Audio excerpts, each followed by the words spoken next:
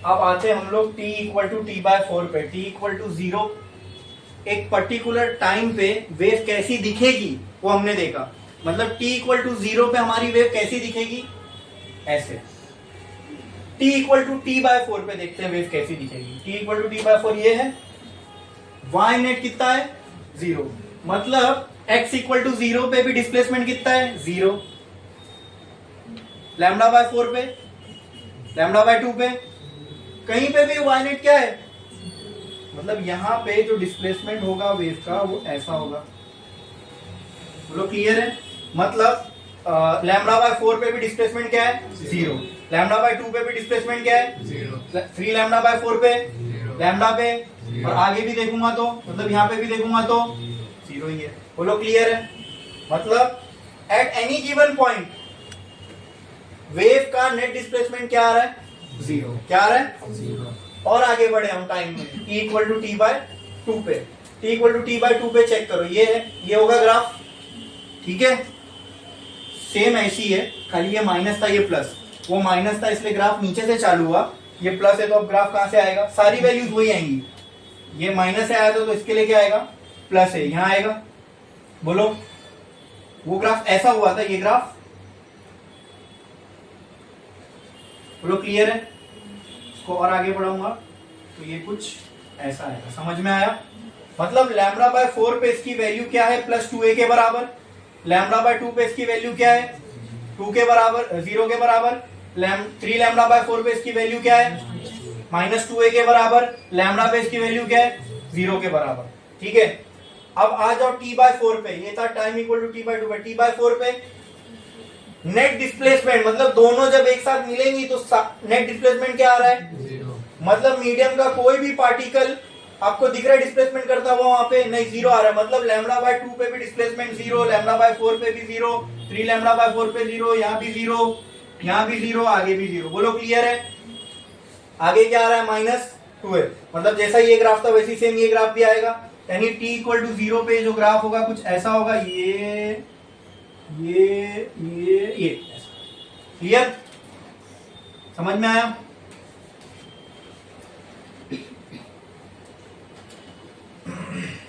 यानी lambda equal to 0 पे यहाँ पे y की वैल्यू क्या रहेगी 0, लैम्डा बाय 2 पे कितना है ये, लैम्डा बाय 2 पे इसकी वैल्यू कितनी रहेगी माइनस 2 है, फिर सॉरी लैम्डा बाय 4 पे वैल्यू कितनी रहेगी माइनस 2 है ना, लैम्डा बाय 2 पे वैल्यू कितनी रहेगी लैम्डा की 3 लैम्डा बाय 4 पे प्लस 2 है, लैम्डा पे 0। अब समझो ये मैंने क्या किया, ये समझो। वेव ऐसी ऐसी ऐसी ऐसी चल रही थी, मैंने अलग अलग टाइम पे वेव की फोटो खींचा और आपके सामने रखा। देखो ये टाइम इक्वल टू 0 पे वेव की फोटो है, ये time equal to t by 4 पे किसकी फोटो है वेव की फोटो है, ये time equal to t by 2 पे किसकी फोटो है वेव की फोटो है। अरे भाई हमने हर पार्टिकल की पोजीशन भी चेक की ना, x इक्वल टू लैम्डा वाले पार्टिकल के साथ क्या हो रहा है, x equal to lambda by 2 वाले के साथ क्या हो रहा है, लैम्डा बाय 4 वाले के साथ क्या हो रहा है, मतलब हमने हर पार्टिकल के लिए भी चेक कर लिया, ठीक है। तो time equal to t by 2 पे सारे पार्टिकल मुझे कुछ ऐसे दिखे, यानी वेव ऐसी दिखी, फिर मैं ये टी बाय 4 पे सारे पार्टिकल मुझे ऐसे दिखे, दिख रहा है, और पूरा एक टाइम पीरियड कंप्लीट होने पे मुझे सारे पार्टिकल कुछ इस तरीके से दिखे। मतलब आपको समझ में आ रहा है, ये जो वेव है ना अपनी जगह पर ऐसे ऐसे ऐसे ऐसे कर रही है, ये ऐसा समझो, ये वेव जो थी थोड़े टाइम बाद इसका क्या हुआ, ये वाले नीचे ये वाले ऊपर गए, ऐसे ये हो गए एक साथ। अब क्या होगा, ये वाले नीचे आएंगे और ये वाले, देखो अगला ऐसे हो रहा है क्या, फिर ऐसे ये इधर, फिर क्या होने वाला है, ये ऊपर ये नीचे, ये ऐसी हो रहा है। वेव ऐसी ऐसी जाती हुई नहीं दिख रही है, बल्कि ये ऐसा ऐसा ऐसा ऐसा, यानी ये क्रेस्ट रफ ऐसे ऊपर नीचे हो रहा है, यानी जगह पर ये ऐसा कुछ हो रहा है। और ये होते हुए देखो क्या हो रहा है, जब ये हो रहा था मतलब ये वाले सारे नीचे जा रहे थे, ये वाले ऊपर जा रहे थे, ये होते होते एक टाइम ऐसा कोई आया, वेव में जब सारे पार्टिकल मीन पोजीशन पे थे। ये प्रोग्रेसिव में नहीं हो रहा था, ये चीज प्रोग्रेसिव वेव में। अच्छा ये भी समझो ये ऐसा क्यों हो रहा है, क्योंकि ये तो नेट वेव है। ऐसा इसलिए हो रहा है कि एक वेव ऊपर से थी, एक वेव नीचे से थी, दोनों पार्टिकल पे काम कर रही है, तो ऐसा कुछ हो रहा है। तो एक नवी वेव बन रही है जो कुछ इस तरीके से बिहेव कर रही है। और हमने देखा, अब जाओ स्टेशनरी वेव का डेफिनेशन निकालो और चेक करो उसमें क्या लिखे थे हमने। A wave in which all the particles of a medium are at a particular instant of time, then such a wave is called as. पहली बात तो ये जो वेव मैंने बनाया ना, ये ना वाई आई की है ना वाई आर की है। ये जो वेव बनी है कौन सी वेव है, ये दोनों को मिला के जो होने वाला है ये वो वेव है। अच्छा ये दोनों मिला के जो वेव बनी वो कैसी बन रही है, वो कुछ ऐसी बन रही है कि पार्टिकल हायर से लोअर, लोअर से हायर पे जब जा रहे तो बीच में कोई एक स्टेट आ रही है जब सारे मीडियम के पार्टिकल क्या है, मीन पोजीशन पे। तो ऐसे टाइप की वेव को हम क्या बोलते हैं। और ये कभी बन सकती है जब दो वेव आपस में इंटरफेयर करे, तभी तो हो सकता है ना ऐसे। हमने ये दोनों को मिला के जब ये बनाया तो इसकी इक्वेशन ये आई है। ये आपको आपके टेक्स्ट बुक में ये मैंने आपको एकदम विजुअलाइज करवा दिया स्टेशनरी वेव क्या है। और लग भी रहा है ना कि यहाँ पे पार्टिकल ऑफ मीडियम एक पर्टिकुलर, जैसे यहाँ पे t इक्वल टू t/4 पे सारे जीरो पे, t इक्वल टू 3t/4 पे सारे जीरो पे। आगे भी होगा ऐसे, आगे भी कोई टाइम होगा जहाँ पे फिर से सब जीरो पे होंगे। ये देखो अब ये नीचे जा रही है ऊपर जा रहे हैं। अगला t/4 मतलब 5t/4, 5t/4 पे सब फिर जीरो पे होंगे। 6t/4 पे ये ग्राफ कुछ ऐसा बन जाएगा, फिर 7t/4 पे फिर जीरो पे, फिर ग्राफ ऐसा होगा। आपको समझ में आ रहा है? यहाँ पे पार्टिकल्स ऐसे ऐसे ऐसे ऐसे बिहेव कर रहे हैं। अच्छा एक चीज और बताता हूँ, ये जो स्टेशनरी वेव है ना, ये समझने हमारे लिए बहुत इंपॉर्टेंट है। क्यों? और इसने फिजिक्स को भी आगे बढ़ाने में बहुत हेल्प किया। क्यों? आप quantum mechanical model of atom पढ़ते हो। In that model, electron is considered to be a wave, and you know that electron is considered to be a stationary wave. जब स्टेशनरी वेव समझ में आएगी ना, तो आपको पता वो जो डम्बेल शेप बनता है पी ऑर्बिट का, पी सबशेल का, कभी वीडियोस देखना इसके ऊपर, तब तुमको समझ में आएगा वो डम्बेल शेप क्यों बनता है। उसमें स्टेशनरी वेव का कॉन्सेप्ट है, उसमें स्टेशनरी वेव का कॉन्सेप्ट है। ठीक है, अब हमने स्टेशनरी वेव स्ट्रिंग्स अभी हम देखने वाले हैं आगे, वो भी जब समझ में आएगा ना तब इसके ऊपर जाके कुछ वीडियो देखना, why P subshell is like dumbbell shape. बिना स्टेशनरी वेव के कॉन्सेप्ट के आप समझ ही नहीं सकते। क्वांटम लेवल पे इसका यूज है। ठीक है, अब ये फील हो गया पूरा स्टेशनरी वेव कैसी है। ये ना तुमको कोई कॉलेज में बताएगा, कहीं नहीं कोई बताएगा स्टेशनरी वेव को इस तरीके से पूरा डिराइव करके पूरा विजुअलाइज करवाते। बोलो समझ में आया? हाँ, स्टेशनरी वेव का पूरे अंडरस्टैंडिंग बैठी। Why stationary wave is called as stationary wave, कि उसको हम स्टेशनरी बोल रहे हैं। समझ में आया? हाँ, कोई एक पर्टिकुलर टाइम पे आपको दिख रहा है ये वेव हिल ही नहीं रही है, ये टाइम पे ऐसी थी, ये टाइम पे कोई वेव जैसा कुछ दिख रहा है क्या यहाँ पे? ये ऐसा लगेगा t इक्वल टू t/4 पे वेव रुक गई, लग रहा है कि नहीं? t इक्वल टू 3t/4 पे ऐसा लग रहा है वेव रुक गई, वेव जैसा कुछ है ही नहीं यहाँ पे। That's why this type of wave is called as stationary wave. अब जैसे प्रोग्रेसिव वेव की इक्वेशन थी, आप इक्वेशन देख के बता सकते हो। जैसे ये वेव प्रोग्रेसिव वेव है, इसकी इक्वेशन देख के बता सकते हो ये प्रोग्रेसिव वेव है। ऐसी तरह अभी हम स्टेशनरी वेव की भी इक्वेशन बनाने वाले हैं, तो आप इक्वेशन देख के बता दोगे कि ये इक्वेशन स्टेशनरी वेव की है। आई बात समझ में? ये पूरा मैंने आपको फील करवाया, ये समझ में आया? हाँ, ये स्टेशनरी वेव थी कब? जब कोई रिफ्लेक्शन हो रहा है किसी वेव का फ्रॉम अ फिक्स्ड एंड। बोलो क्लियर है? कुछ डाउट है इसमें किसी को? क्या स्टेशनरी वेव का कॉन्सेप्ट सबको अच्छे से समझ में आया? एक एक चीज हमने इसमें पूरी मैथमेटिकली डिराइव की है। क्लियर है? चेक कर लेना, आपको नहीं मिलेगा ये ग्राफ, ये सारी चीजें अपनी टेक्स्ट बुक में। समझा कि नहीं? अब बोलो कुछ भी डाउट है किसी को इसके अंदर regarding stationary wave? Stationary wave क्या होती है पूरा उसका फील आया समझ में कि why we are calling it as stationary wave? at a particular instant of time we are getting all the particles of a medium at mean position which is not possible in progressive wave. ये सिर्फ ऐसी ही waves में हो सकता है जब दो wave interfere कर रही हो और कोई एक पर्टिकुलर टाइम में सारे पार्टिकल तुमको एक ही मीन पोजीशन में, मतलब इनकी सबका डिस्प्लेसमेंट जीरो है. देखो कोई डिस्प्लेस ही नहीं हुआ, सारे पार्टिकल इधर थे तो इधर ही है, किसी का डिस्प्लेसमेंट हुआ ही नहीं. आई बात समझ में? बोलो क्लियर है? ये होती है स्टेशनरी वेव. अब इनमें से हमको कुछ डेटा बाहर निकालना है, वो क्या है जरा समझना.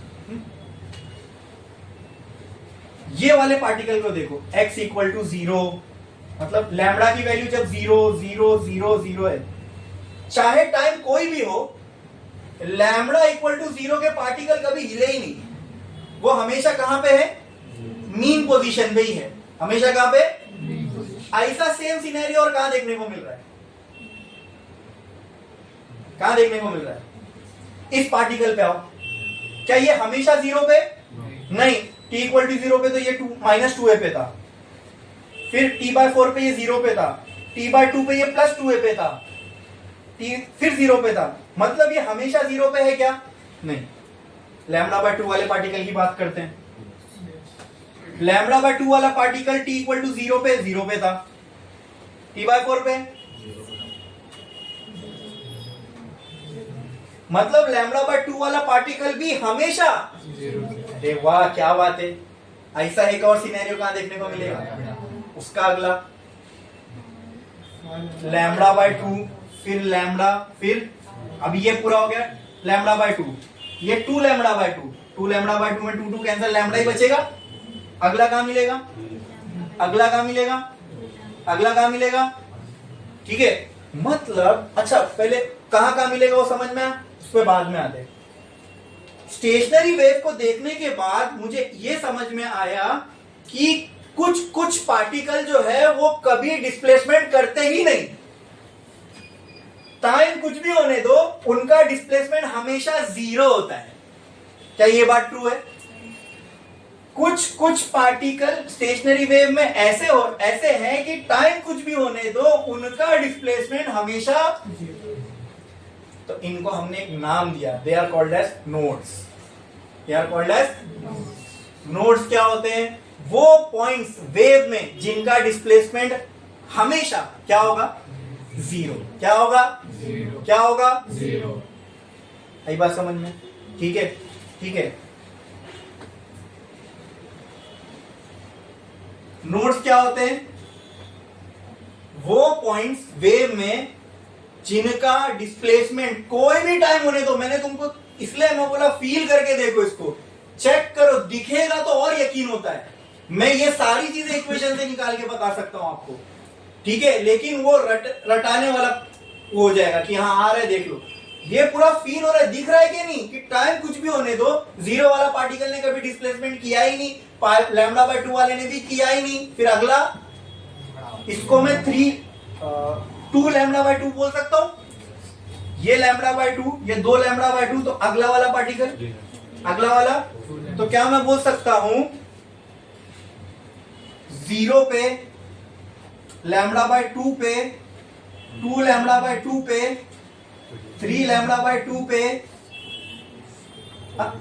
4λ/2 पे, इन सारे जगहों पर λ/2 के इन मल्टीपल्स पर मुझे नोड मिलने वाला है. मतलब इन जगहों के पार्टिकल कभी डिस्प्लेसमेंट करते ही नहीं. अरे ये फील हो रहा है कि नहीं? इसको देख के पूरा समझ में आ रहा है अच्छे से? बोलो, अरे बोलो बोलो. yes. समझा? पक्का? ठीक है, ठीक है, ये क्लियर है. अब कुछ पार्टिकल ऐसे भी है जो मैक्सिमम डिस्प्लेसमेंट कर रहे हैं, जैसे कि देख के बता सकते हो कौन सा? λ/4 वाला पार्टिकल ये मैक्सिमम डिस्प्लेसमेंट कर रहा है. देखो इसके अलावा यहां का भी पार्टिकल मैक्सिमम कभी नहीं कर सकता, ये वाला ही यहां तक आ रहा है. अच्छा, फिर 3λ/4. इसके बाद क्या लगता है? ये वाला, जब ये 3 है तो ये क्या होगा? 5λ/4.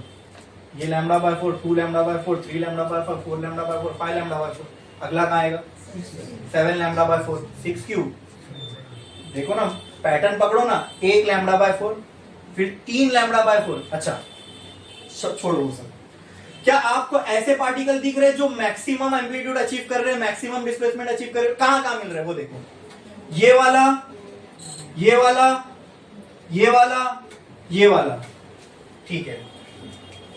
ये भले ही यहां 0 पे आ गया, लेकिन अगले में देखो, क्या ये फिर मैक्सिमम पे है? हाँ है। कौन सा वाला? λ/4। यहां पे फिर 0 पे आया, लेकिन क्या फिर इसने मैक्सिमम? तो हमें स्टेशनरी वेव में ऐसे भी पार्टिकल्स मिले जो मैक्सिमम डिस्प्लेसमेंट भी कर रहे हैं, ठीक है, और ऐसे भी मिले जो बिल्कुल डिस्प्लेसमेंट नहीं कर रहे। मतलब मैं उनको मिनिमम डिस्प्लेसमेंट वाले पार्टिकल बोल सकता हूं। जो बिल्कुल नहीं कर रहे वो मिनिमम डिस्प्लेसमेंट, जो सबसे ज्यादा कर रहे वो, जो मिनिमम डिस्प्लेसमेंट कर रहे हैं उनका नाम क्या दिया मैंने? मिनिमम या नो डिस्प्लेसमेंट, उनको नाम क्या दिए? नोड। तो जो मैक्सिमम डिस्प्लेसमेंट कर रहे हैं उनका नाम क्या हो सकता है? Anti nodes. क्या हो सकता है? Anti nodes. तो हमको यहाँ पे एंटी नोड्स भी मिले। मैं बोल रहा हूं इसलिए यकीन मत करो, तुमको खुद दिख रहा है यहाँ पे एंटी नोड्स। अब मुझे बताओ एंटी नोड्स कहां कहां दिख रहा है आपको? पाई वाई नहीं है वहां, हाँ λ/, दूसरा 3λ/, फिर 5λ/, फिर 7λ/। मतलब λ/2 के मल्टीपल्स में, ठीक है, हमको क्या मिल रहे हैं? नोड्स। और λ/4 के मल्टीपल्स में क्या मिल रहे हैं? Anti nodes. अरे बोलो क्लियर है? हाँ क्लियर है। मीन पोजीशन पे फिर से अगेन प्लीज इलैबोरेट। क्या बोला आपने? जिसके डिस्प्लेसमेंट 0 है ना, हाँ एंटी नोड्स होता है। वो एंटी नोड्स होता है। वो नहीं, वो नोड्स है। जहां पर डिस्प्लेसमेंट 0 है दे आर नोड्स, और जहां डिस्प्लेसमेंट मैक्सिमम है दे आर एंटी नोड्स। ठीक है, लिखेंगे हम लोग डेफिनेशन में, ठीक है। ये डाउट था। तो जहां डिस्प्लेसमेंट 0 है दे आर नोड्स। पक्की बात, बिठा लो। जहां डिस्प्लेसमेंट मैक्सिमम होगा वो, तो कहां मैक्सिमम है? इधर। ये क्या है? ये क्या है? ये नोट्स मत बोलो, एक पॉइंट है ना, बहुत सारे होंगे तो नोट्स। एक है तो ये क्या है? ये अब ये नोड और एंटी नोड कहां कहां मिलेंगे ये भी पता चल गया। ये देख के, ठीक है, मतलब हमने वो देखा और समझ में आया कि नोड यहाँ मिलेंगे, एंटी नोड यहाँ मिलेंगे। बोलो क्लियर है? अरे बोलो क्लियर है? चलो एक काम करो, मुझे आप ये बताओ, ये क्या था? ये क्या था? ये क्या था? ये क्या था? मुझे बताओ एक नोड और एंटी नोड के बीच का डिस्टेंस क्या है? सिंपल है भाई, देख के बता सकते हो। ये डिस्टेंस देखो और बताओ, एक नोड और एंटी नोड के बीच का डिस्टेंस कितना है? हाँ, ये एक नोड है, ये एक एंटी नोड है। इन दोनों के बीच में कितना डिस्टेंस है? खत्म। अगर आपसे कोई पूछे what is the distance between a node and anti node in a stationary wave, distance between node and anti node कितना होगा? मेरी बात पे यकीन नहीं है? फिर आप एक बार एक काम करो, ये λ/4 है, ये कितना है? ये कितना है? ये भी λ/4 ही है। एक नोड एक एंटी नोड, दोनों एक, वही तो मैंने पूछा है, नोड एंटी नोड के बीच का डिस्टेंस कितना है? ये पकड़ लो, ये कितना है? तो ये भी तो एक नोड और एक एंटी नोड के बीच का डिस्टेंस है, ये कितना है? तो पूरी वेव में कहीं भी एक एंटी नोड उठा लो, कहीं भी एक नोड उठा लो, उनके बीच का डिस्टेंस हमेशा क्या मिलेगा? वही लिखा मैंने। चलो एक और चीज, distance between two nodes check करते हैं, फिर उसके बाद distance between two anti node भी चेक करेंगे। तो ये बहुत सिंपल है, सिर्फ पहला वाला देख लो, दो नोड। तो चेक करो दो नोड कहां का है? एक ये नोड, एक ये नोड, दोनों के बीच का डिस्टेंस खत्म, एक ही वैल्यू है। अब यहां चेक करो, ये दोनों भी नोड है, ये दोनों भी नोड है, ये कितना है? लैम्डा। ये कितना है लैम्बडा बाय 2, तो लैम्बडा माइनस लैम्बडा बाय 2, एक चॉकलेट है उसमें से आधी चॉकलेट निकल गई तो कितनी चॉकलेट बची, तो आधा लैम्बडा बाय 2, सॉरी लैम्बडा एक चॉकलेट उसमें से आधा लैम्बडा निकल गया तो कितना बचा, आधा लैम्बडा बचा, मतलब लैम्बडा बाय 2 ही बचेगा ना। तो दो नोड के बीच का डिस्टेंस लैम्बडा बाय 2। चलो दो एंटी नोड चेक करो, दो एंटी नोड चेक करो, कहाँ का एंटी नोड है, देखो एक इधर है एक इधर है, तो इन दोनों को भी माइनस करके चेक कर लो, अभी डायरेक्ट नहीं समझ में आएगा, अगर माइनस करके भी चेक कर सकते हो। और एक और ट्रिक है, ये कितना है, ये कितना है, ये कितना है, तो ये दोनों कितना हुआ 2 लैम्बडा बाय 4 मतलब लैम्बडा बाय 2, सही है ना, 2 लैम्बडा बाय 4 मतलब लैम्बडा बाय 2 ही हुआ। तो ये दो एंटी नोड के बीच का डिस्टेंस भी कितना होता है, अगर चेक करना है तो चेक कर लो। ये था 3 लैम्बडा बाय 4, इसमें से माइनस कर दो lambda by 4, minus lambda by 4, ठीक है, कितना हो जाएगा 4, डिनोमिनेटर से 3 में से 1 लैम्बडा गया, कितना गया 2 1 2 2 कितना बचा, दो एंटी नोड के बीच का डिस्टेंस भी कितना आ गया लैम्बडा बाय 2।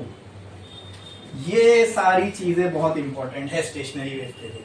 अब ये सब जो है ना इक्वेशन से निकाल लेते हैं, इक्वेशन से भी निकाल लोगे।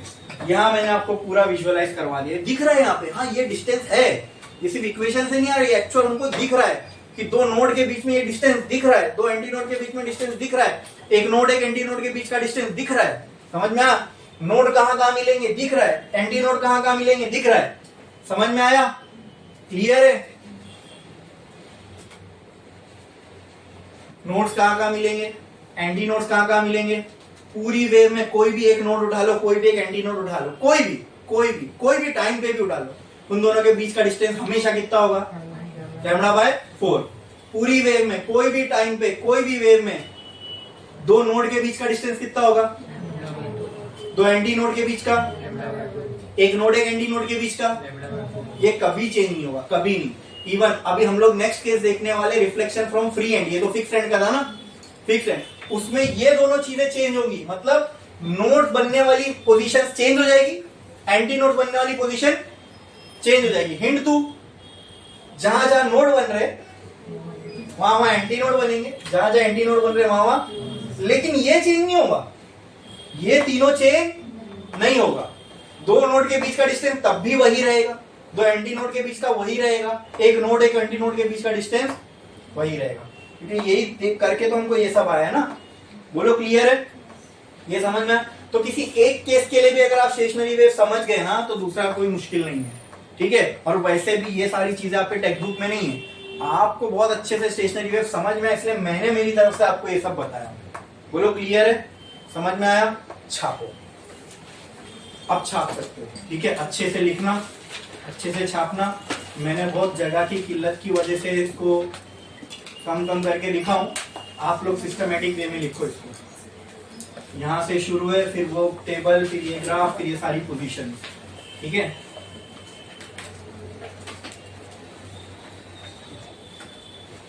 किसी को स्टेशनरी वेव अगर नहीं समझ में आया, मैं ये वीडियो दिखा देना, हो ही नहीं सकता ना समझ में, ठीक है। इतना बेसिक वे में मैंने आपको स्टेशनरी वेव समझाया।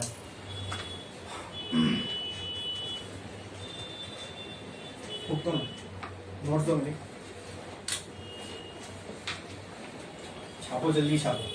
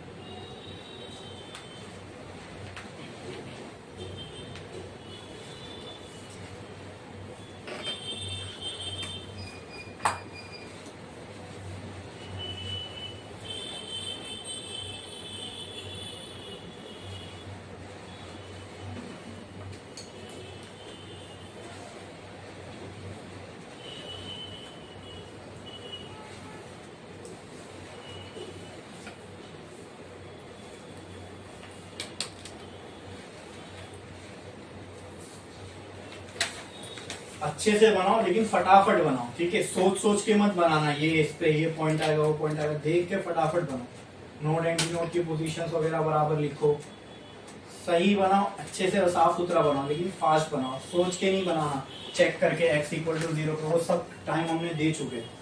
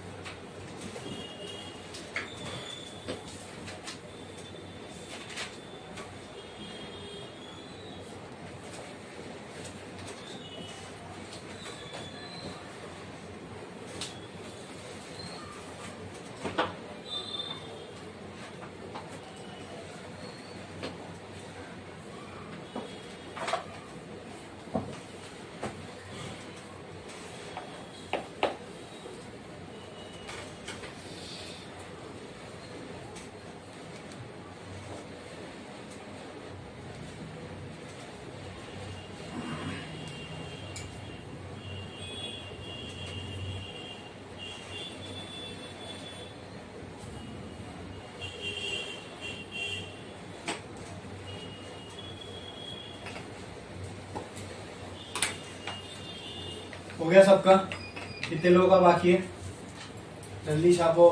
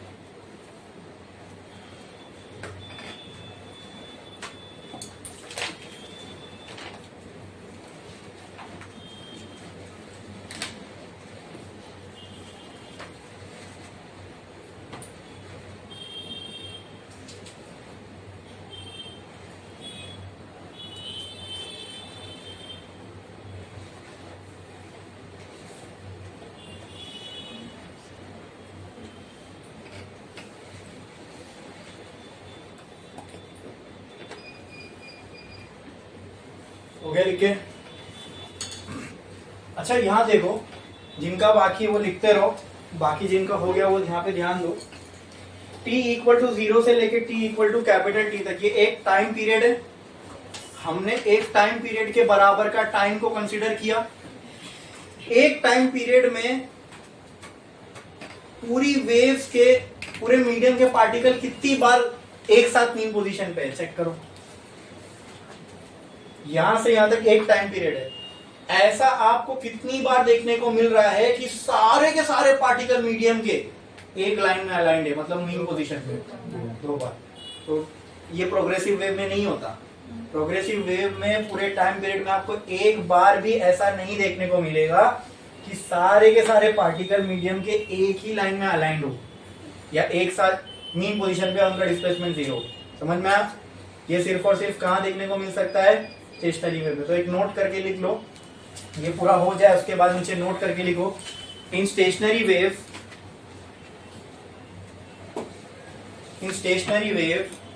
we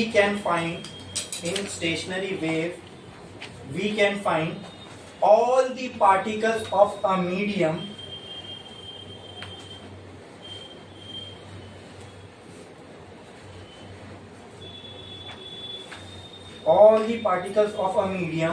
aligned at mean position. In stationary wave we can find all the particles of a medium aligned at mean position twice in a time period. Twice in a time period. Twice in a time period.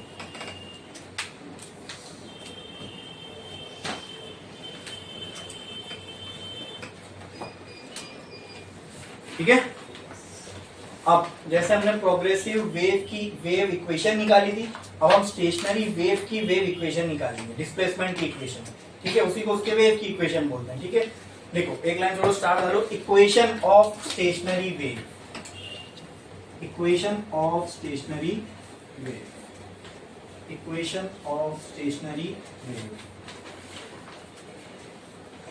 Equation of stationary wave. ठीक है? ये बाकी लिखिएगा, लिख लो, मैं ये equation of stationary wave.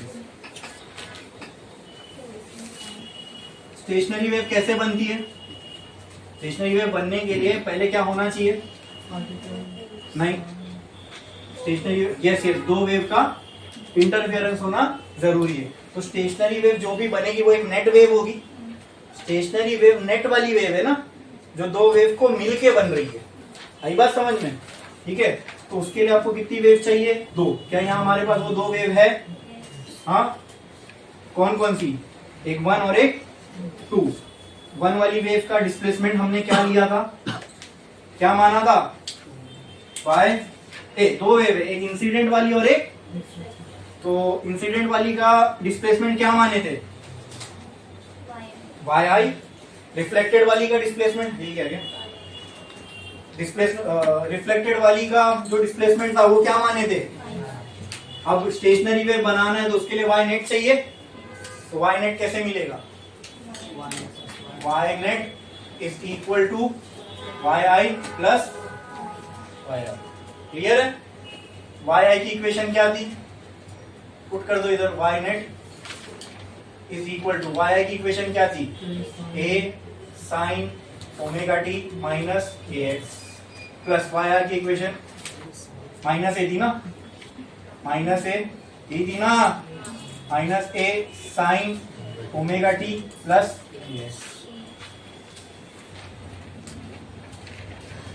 A sine omega t minus k x, चलो मैं यही कर देता हूँ ना, प्लस माइनस, तो ये यहाँ माइनस लग जाएगा।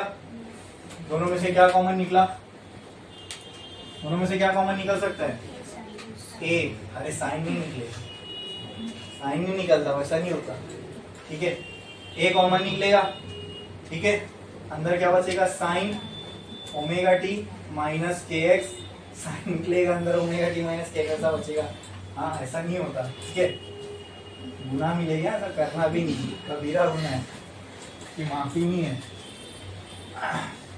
न्यूटन और इसके अलावा जितने मैथमेटिशियन है बदुआ लगेगी इन लोग की, ऐसा मत बोला करो, बैकी बैकी बातें मत करो, साइन कॉमन निकलेगा, ठीक है।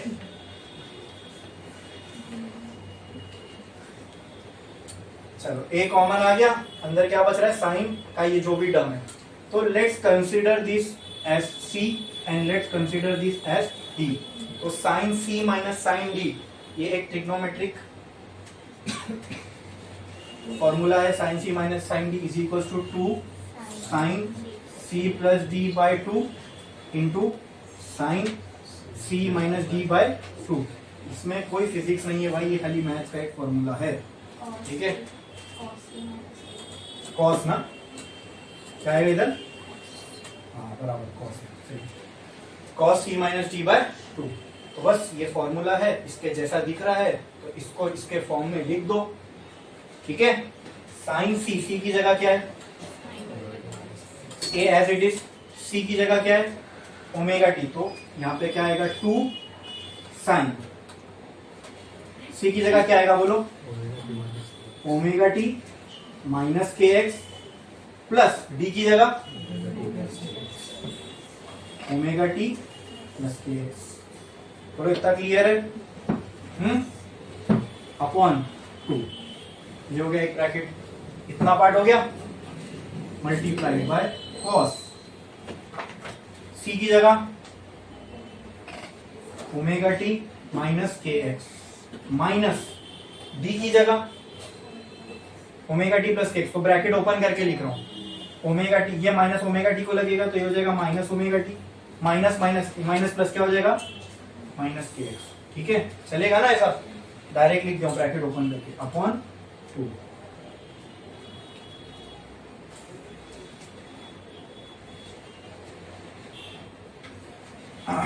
ठीक है, पूरा समझ में आया, कुछ नहीं, खाली ये जो फॉर्मूला था वो मैंने पुट कर दिया, क्लियर, कोई डाउट है इसमें, अरे बोलो, ठीक है।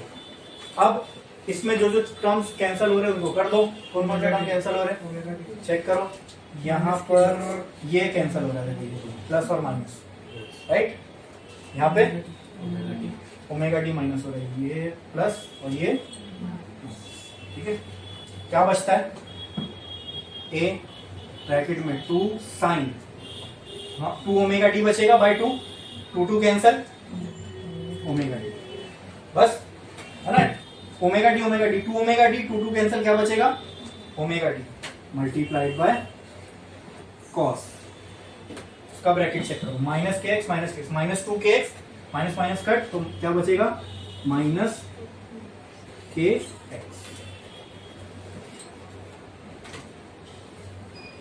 बोलो क्लियर है इतना, कॉस माइनस थीटा क्या होता है,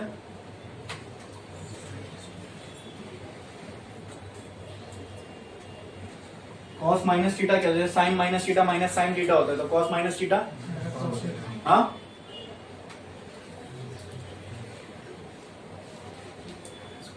cos minus theta sine C, हाँ मैंने एक गड़बड़ कर दिया, कॉस और साइन की जगह पर 2, यहाँ पर साइन का टर्म आएगा सी माइनस डी के साथ, और यहाँ पर कॉस का टर्म आएगा, ठीक है। तो वहाँ साइन का टर्म बचेगा। यहाँ पे किसका टर्म रहेगा? साइन का। और यहाँ क्या रहेगा? कॉस। यहाँ क्या आएगा? कॉस। और यहाँ क्या आ जाएगा? ये तो हमको पता है sine minus theta is minus sine theta. ये माइनस साइन बाहर निकलेगी तो पूरा ही बाहर फेंक दो इसको। बाहर फेंक दूंगा तो ये माइनस ए हो जाएगा क्या? अरे बोलो, y net will be equal to minus A. Bracket में क्या बचा? अब ब्रैकेट लिखने की कोई जरूरत ही नहीं। यहाँ क्या बच रहा है? 2 cos ओमेगा टी इंटू, बोलो, अरे बोलो ना भाई, क्या हुआ? साइन माइनस थीटा का फॉर्मूला होता है साइन माइनस थीटा बराबर होगा माइनस साइन थीटा के। तो थीटा के बाहर मैंने माइनस निकाल दिया, उसको पूरा बाहर ले लिया, वो हो गया माइनस ए। अंदर क्या बच रहा है? 2 cos omega T into sine के एक्स एज इट इज। समझे? क्या मैं इसको ऐसा लिख सकता हूं? y नेट बराबर माइनस 2a। ठीक है, ध्यान दो ध्यान दो, 2 को मैंने पहले ले लिया, कुछ गलत किया? सारे मल्टीप्लीकेशन में तो है। जो ओमेगा टी का टर्म होता है ना दोस्तों, वो हमें फेज देता है, फेज फाई की वैल्यू देता है। और ये पूरा टर्म देखो साइन के एक्स, यहाँ पे कहीं ओमेगा दिख रहा है? हाँ दिख रहा है? नहीं।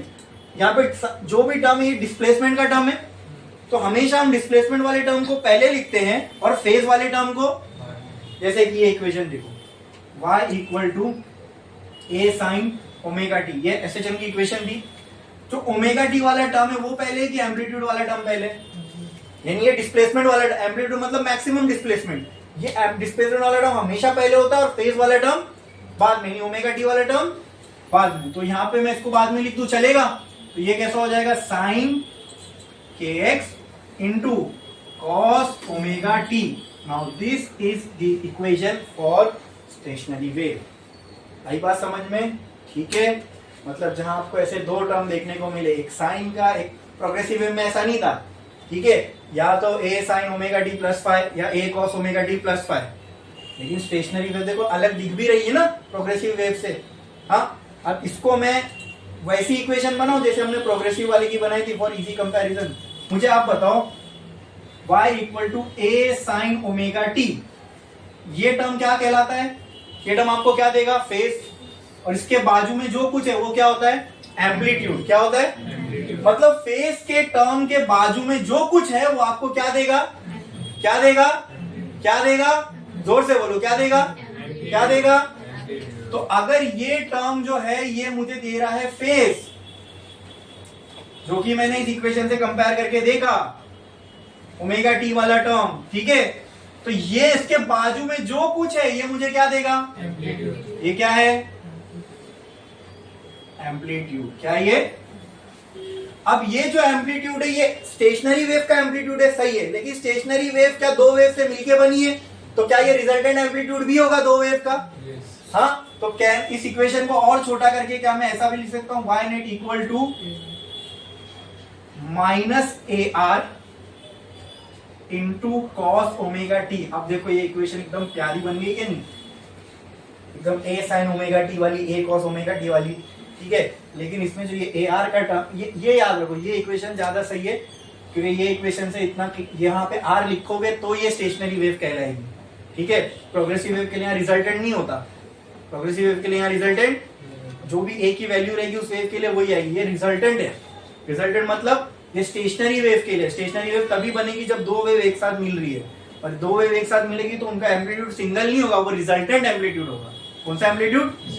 बोलो, क्लियर है? बोलो, समझ में आया? बोलो, पक्का?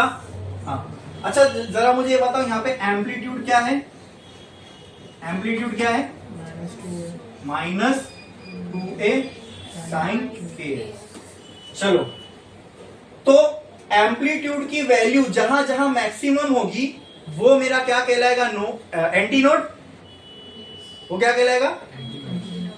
तो कहना है से ए आर की value, A R equal to minus 2a sine के एक्स। ठीक है, ए आर की वैल्यू जहां जहां मैक्सिमम होगी वो क्या कहलाएगा? Anti node. और जहां जहां मिनिमम होगी वो क्या कहलाएगा? नोड। तो मुझे बताओ, ये साइन का फंक्शन है, ठीक है, साइन की वैल्यू मैक्सिमम कहाँ कहाँ हो सकती है, कहाँ कहाँ हो सकती है, मतलब ए आर की मैक्सिमम वैल्यू, ठीक है, ए आर की मैक्सिमम वैल्यू यानी जहां पे साइन की वैल्यू मैक्सिमम होगी वहीं पे ए आर की वैल्यू, तो साइन की वैल्यू कहाँ का मैक्सिमम, मतलब कहना से इफ साइन के x is maximum then A R is maximum. बोलो क्या ये बोलना ट्रू होगा, क्योंकि ये तो कांस्टेंट है, टू है तो कांस्टेंट है। अरे समझा कि नहीं, चलो यहां से चेक करते हैं। तो साइन के एक्स की मैक्सिमम वैल्यू क्या होगी, या साइन की मैक्सिमम वैल्यू क्या होती है, 1, बराबर, ठीक है। तो के एक्स की कौन कौन सी वैल्यू पे हमको 1 मिल सकता है, बोलो। K x equal to pi by 2, फिर पाई बाय 2 पे, फिर और किस किस पे, पाई बाय 2 पे, मतलब 90 पे, 270 पे मिलेगा 1 1 1, 270 पे तो -1 होगा ना, हाँ, तो पाई बाय 2, 2 पाई बाय 2 पे 0, 3 पाई बाय 2 पे, हाँ 3 पाई बाय 2 पे भी एक एंटी नोड मिल रहा है ना, तो ये क्या हो जाएगा 3 पाई बाय 2, फिर 5 पाई बाय 2। और k की वैल्यू क्या थी, k की वैल्यू याद है, ओमेगा बाय v। अब उसको पूरा अरेंज करोगे तो यहाँ पे हम लोग ये 1 यानी मैक्सिमम वैल्यू निकाल रहे हैं, किसकी निकाल रहे हैं, एंटी नोड्स की, राइट, एंटी नोड्स की। और जरा वहां चेक करो एंटी नोड किस किस पे आया था, जब हमने विजुअलाइज करके देखा था, तो एंटी नोड कहाँ कहाँ पे आया था, लैम्डा बाय 4 ना, और यहाँ पे क्या आ रहा है, ये लैम्डा पाई बाय 2। तो इसको अगर लैम्डा के टर्म्स में करना है तो पहले आपको ये k के फॉर्मूला यूज करना पड़ेगा। k इक्वल टू क्या है, ओमेगा बाय v। v क्या होता है, लैम्डा बाय t। t ऊपर गया तो k बराबर हो जाएगा t omega by lambda. k बराबर हो जाएगा t इंटू ओमेगा की जगह पे मैं ये लिख सकता हूं 2 pi by capital T into lambda, dt cancel, तो k बराबर हो जाएगा 2 पाई बाय लैम्डा के। अब यहां भेजो इसको, देखो x इक्वल टू, x की वैल्यू निकालना है, पाई बाय 2 डिवाइड हो जाएगा k से, तो जब k से पाई बाय 2 डिवाइड होगा तो क्या आएगा, पाई बाय 2 डिवाइडेड बाय k की वैल्यू क्या है, डिवाइड करना है तो उल्टा करके मल्टीप्लाई कर दो, lambda by 2 pi, pi pi cancel, ले लैम्डा बाय 4 आ गया। नेक्स्ट चेक करो, 3 लैम्डा बाय 4 ही आएगा, चेक करना है, x equal to 3 pi by 2 divided by ये ना, तो डिवाइड करना है तो उल्टा करके मल्टीप्लाई कर दो, lambda by 2 pi, 4 pi pi cancel, x equal to 3 lambda by ये 3, ये लैम्डा, पाई पाई कैंसल, 2 2 4। मतलब x की वैल्यू क्या क्या हो सकती है लैम्डा के टर्म्स में, लैम्डा बाय 4, फिर अच्छा, इन सारी x की वैल्यू पे ए आर क्या रहेगा,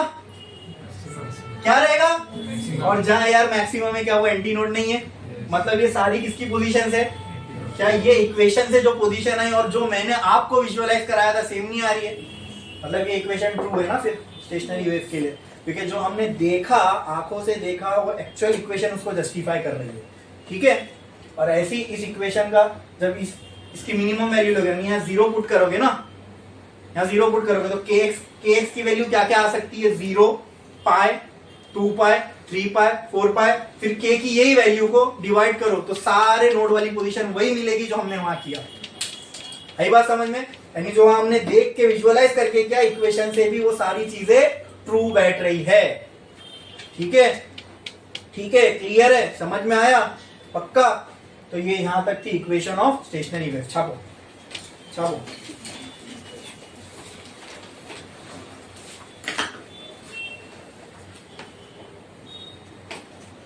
जल्दी छापो।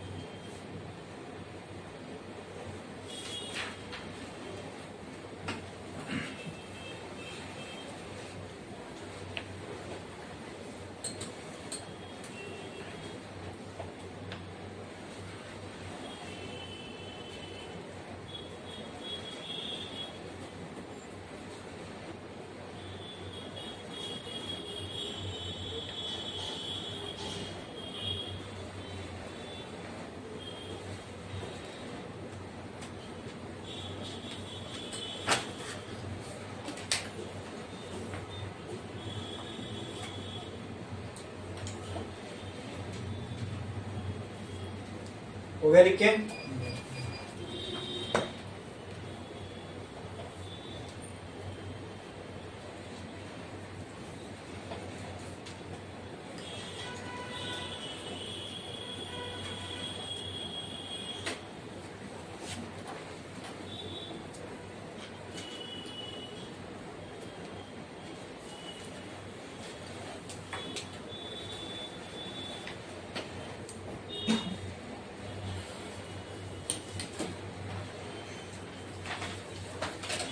ये पार्ट हो गया पूरा।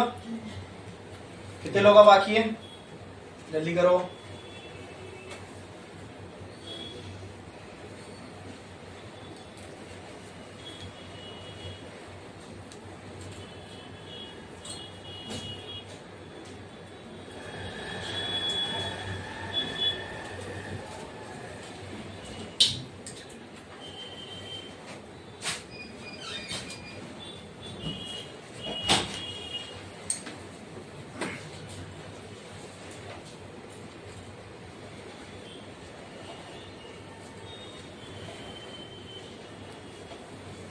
ये साइड का हो गया पूरा।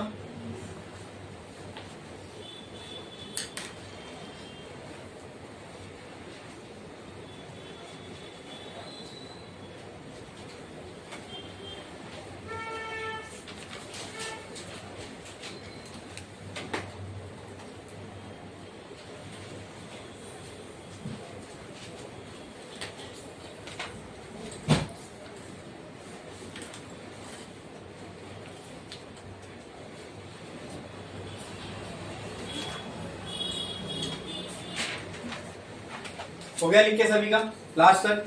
ये किसकी पोजीशन मिली आपको? जहां पे एम्पलीट्यूड मैक्सिमम होगा तो उसको क्या कहेंगे? नोड या एंटी नोड? तो यहाँ पे ब्रैकेट डालो और लिखो पोजीशंस ऑफ एंटी नोड, यानी x की ये वैल्यू पे आपको एंटी नोड मिलेगा। लिखो ब्रैकेट में पोजीशंस ऑफ एंटी नोड, इसके बाजू में। इसका मतलब क्या? x की इन वैल्यूज पे आपको क्या मिलेगा? एंटी नोड, यानी यहाँ पे एम्पलीट्यूड क्या होगा? मैक्सिमम। वेरी गुड, करो।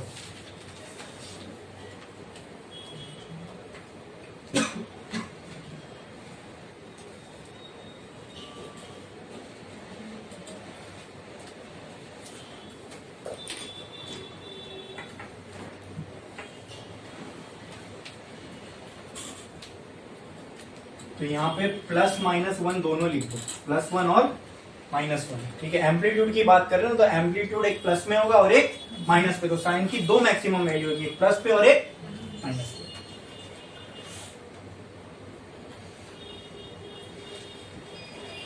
हो गया वो लिख के? अच्छा, अब आप जिनका हो गया वो यहां पे ध्यान दो। एम्पलीट्यूड की equation AR is equal to -2 A sine KX, यही है। जहां एम्पलीट्यूड मिनिमम होगा वो क्या कहलाएगा? नोड। तो क्या मैं बोल सकता हूं if sine x is minimum then AR is minimum? अब ये एम्पलीट्यूड जहां मिनिमम होगा, एम्पलीट्यूड किसकी वजह से मिनिमम हो सकता है? साइन KX की वजह से, बराबर। तो कहना से if sine KX is minimum then, बोलो, then AR is, therefore sine KX is equal to 0। Minimum value ये हो सकती है, बराबर। तो साइन KX 0 कहां हो सकता है? मतलब KX 0 कहां हो सकता है बताओ? 0 पे, फिर पाई पे, फिर 2 पाई पे, फिर 3 पाई पे, ऐसी, बराबर। लेकिन हमें तो लैम्डा के टर्म्स में वैल्यू चाहिए, तो k की वैल्यू तो हमें ऑलरेडी आ चुकी है। सबको k से, पहला वाला टर्म k से डिवाइड होगा तो 0 ही आएगा। पाई जब k से डिवाइड होगा तो कितना आएगा? देखो, पाई डिवाइडेड बाय k, तो उल्टा करके मल्टीप्लाई कर दो, lambda by 2 pi, pi pi cancel, क्या बच रहा है? Lambda by 2। फिर 2 पाई को k से डिवाइड करोगे, अरे बराबर, 2 पाई को k से डिवाइड करना मतलब उसको उल्टा करके मल्टीप्लाई कर दो, लैम्डा बाय 2 पाई, क्या बचा? तो वो कट करने से अच्छा हम जो हमारा पैटर्न था उसमें पाई पाई कट करो, तो क्या 2 लैम्डा बाय 2 बच रहा है? तो ये हो गया 2 lambda by 2। 3 pi into lambda by 2 pi, pi pi cancel, तो कितना हो गया? 3 लैम्डा बाय 2। क्या यही नहीं आ रहा था? ये क्या है? पोजीशंस ऑफ, ये क्या है? ये x की वो पोजीशन है जहां पर a की वैल्यू क्या रहेगी? मिनिमम। तो ये क्या कहलाएंगे, मिनिमम मतलब 0, ठीक है। क्या कहलाएंगे, नोड्स। क्या कहलाएंगे, तो यहाँ लिख दो पोजीशन ऑफ नोड्स। अब ध्यान दो डिस्टेंस बिटवीन टू नोड्स कैसे आएगा।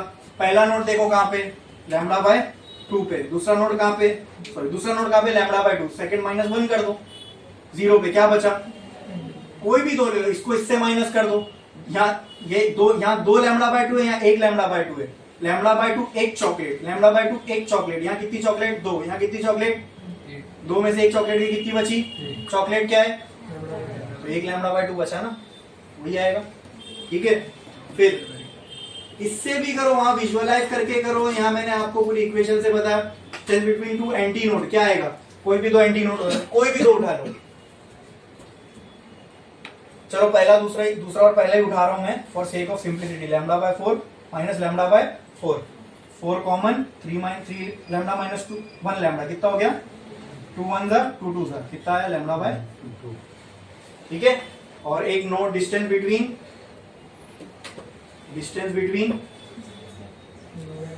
नोड एंड एंटी नोड, तो कितना आएगा, तो पहला नोड डालो, पहला एंटी नोड डालो, खत्म।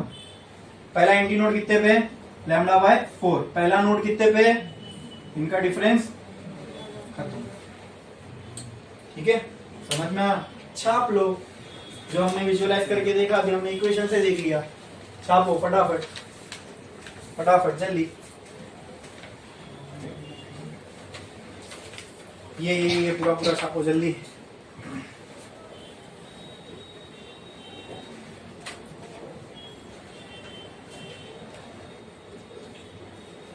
हो गया लिख के, हाँ जल्दी लिखो।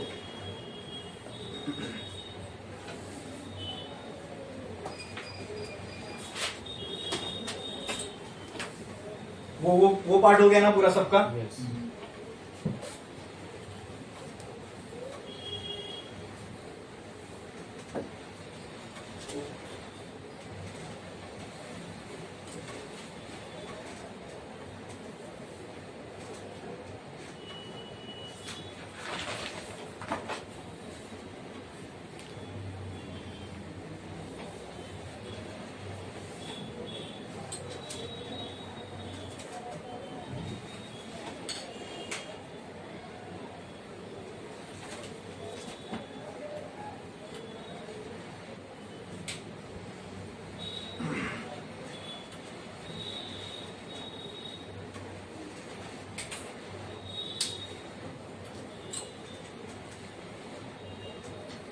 इसके लिए हमने शुरुआत में हेडिंग क्या लगाए थे, stationary waves due to reflection from fixed end. अब एक लाइन छोड़ो, स्टार डालो और हेडिंग लगाओ, stationary waves due to reflection from free end.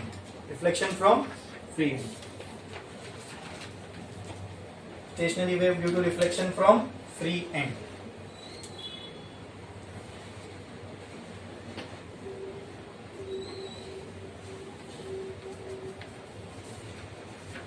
ठीक है। अब देखो फ्री एंड के लिए कैसा बनेगा डायग्राम। यहां पे मैंने एक रिंग बना दिया, ठीक है। अब यहां से इसको मैंने एक डिस्टरबेंस दिया, ठीक है।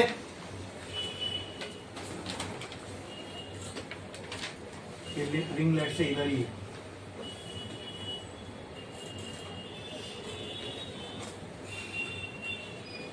ये कौन सा एंड है, फ्री एंड। यहां से मैंने इसको डिस्टरबेंस दिया तो ये वेव कुछ ऐसी बनेगी, इस डायरेक्शन में जाएगी। ये हो गई इंसिडेंट वेव। कौन सी वेव बोलो, इंसिडेंट वेव। तो वाई आई की इक्वेशन बोलो, ए sine omega t minus k x. ये हो गई वाई आई की इक्वेशन। हाँ, रिफ्लेक्टेड रे कैसी होगी, इसी डायरेक्शन में ऐसी एक वेव आएगी।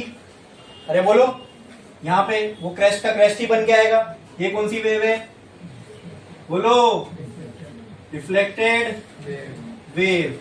तो वाई आर की इक्वेशन क्या हो जाएगी। अब ए माइनस में होगा क्या, नहीं, क्योंकि ये तो दोनों ऊपर ही है, तो a साइन ओमेगा, हाँ लेकिन नेगेटिव एक्स में जा रही है तो यहाँ क्या आ जाएगा प्लस के एक्स। ये हो गई पाई आर की इक्वेशन। वाई नेट कैसे आएगा पाई आई प्लस, तो अभी चलो अभी मैं बनाऊं फिर से वो डायग्राम वगैरह नहीं, वो आपको करना है ठीक है, टेक्स्ट बुक में नहीं, एक बार एक के लिए मैंने बहुत अच्छे से बता दिया। अगर आपको सीखना है चेक करना है दोबारा, आप इसके लिए वो टेबल बनाओ, वाई आई की इक्वेशन का एक टेबल, वाई आर की इक्वेशन का एक टेबल, वाई नेट की इक्वेशन का एक टेबल, वो टेबल पूरा कंप्लीट करो। फिर जैसा वेव्स बनाया था वैसे वेव्स बनाओ, देखना वहां कुछ ना कुछ आपको मिलेगा। वो सब करने के बाद आपको आखिर में क्या आएगी पोजीशन ऑफ नोड्स। तो यहां पर पोजीशन ऑफ नोड्स कहां कहां आएगी, पोजीशन ऑफ नोड, ये दिए पोजीशन ऑफ नोड। अब इसका उल्टा यहां पर क्या होंगे एंटी नोड, यहां पे क्या होंगे एंटी नोड्स। तो बोलो एंटी नोड्स कहां कहां होंगे, ये वाले केस में फ्री एंड वाले केस में ये सारी जगह पर, तो एंटी नोड्स कहां कहां होंगे 0 lambda by 2 3 lambda by 2 lambda by 2 3 lambda by 2 4 lambda by 2। तो नोड्स कहां पे होंगे लैम्बडा बाय 4 के मल्टीपल पे, तो पहला नोड लैम्बडा बाय 4 पे, दूसरा कहां कितने पे 3 लैम्बडा बाय 4 पे, 3 लैम्बडा बाय 4 फिर 5 लैम्बडा बाय 4 फिर पलटी हो गया, जहां नोड था वहां एंटी नोड आ गया, जहां नोड था वहां एंटी नोड आ गया, जहां एंटी नोड था वहां नोड आ गया, जहां एंटी नोड था वहां नोड आ गया, जहां नोड था वहां, समझे क्या नहीं, पलटी पलटी हो गया। बाकी ये तीनों चीजें दोनों में सेम रहेगी, डिस्टेंस बिटवीन टू नोड्स, यहां पे भी क्या रहेगा lambda by 4, distance between two anti node क्या रहेगा लैम्बडा बाय 2 रहेगा ना, लैम्बडा बाय 2, और distance between a node and anti node, yes distance between node and anti node क्या रहेगा यहाँ पे वही सेम, खाली पोजीशंस किसकी चेंज हुई, जहां नोड्स थे यहाँ पे वहां एंटी नोड्स होंगे, तो एंटी नोड्स थे वहां पे वहां नोड्स होंगे। लिखो मत, पहले यहां ध्यान दो, लिखने के लिए टाइम है तुम्हारे पास, लिखना कोई बड़ी बात नहीं है, जो अभी मैं बोल रहा हूं ना ये दोबारा कभी नहीं बोलूंगा, तो समझ में जो आएगा वो अभी आएगा, इसके बाद नहीं आएगा, लिख तो बाद में भी सकते हो ठीक है, टाइम दूंगा उसके लिए। इक्वेशन के बारे में क्या ख्याल है, जैसे यहाँ नोड एंटी नोड की जगह बदल गई, वहां पे इक्वेशन में भी जगह बदल जाएगी, जहां कॉस था वहां साइन, जहां साइन था वहां, तो वाई नेट की जो इक्वेशन होगी फ्री एंड के लिए वो क्या होगी, पहले तो माइनस आएगा कि इधर, क्योंकि यहाँ दोनों प्लस में ही चल रही है, ऊपर से दोनों जा रही है, तो 2a तो रहेगा, वहां पे 2a के बाजू में कौन था कॉस था साइन था कॉस था, बोलो वहां पे क्या था, यहाँ पे क्या रहेगा, तो यहाँ आ जाएगा cos kx बराबर, और ओमेगा टी वाला टर्म किसके साथ लगेगा साइन ओमेगा टी। ये हो गई फ्री एंड के लिए स्टेशनरी वेव की इक्वेशन। इसको और छोटा करके लिखना तो कैसे लिख सकते हैं, y net is equal to ये पूरा टर्म, एम्पलीट्यूड ये पूरा टर्म, फेज, ठीक है, तो ये क्या हो जाएगा ए R into sine omega T. बोलो क्लियर है। अब इस इक्वेशन से आप ये फिर से निकाल सकते हो जैसा मैंने अभी करके बताया था। बोलो क्लियर है, समझ में आया। यहाँ पर अपनी स्टेशनरी वेव हो गई पूरी खत्म। अब इसके बाद हम स्टेशनरी वेव का एप्लीकेशन करेंगे on string, on organ pipe, ठीक है। लेकिन जो कॉन्सेप्ट से स्टेशनरी वेव के मेजर और जो डिफिकल्ट समझने लायक, ठीक है, वो हो चुके हैं। नोड्स के बारे में जानना था, एंटी नोड्स के बारे में, उनकी पोजीशंस के बारे में, उनके बीच के डिस्टेंस के बारे में, ये सब चीज हमने देख ली है, वो भी दोनों केसेस के लिए। आई बात समझ में? कुछ भी नहीं बचा इसमें, कुछ भी नहीं। कुछ डिफिकल्ट था, कुछ ऐसी चीज लगी जो इसमें समझने के लिए मुश्किल थी। हाँ, वैसे तो है ये वो डिफिकल्ट टॉपिक, लेकिन अपने को समझ में आया। समझ में आया? अरे जोर से बोलो, आया? yes. पक्का? किसी को इसमें कुछ भी डाउट है जो अभी बोर्ड पे? बोलो पक्का? मतलब सबको सब चीज अच्छे से समझ में आई? ठीक है, आज के लिए बस इतना है।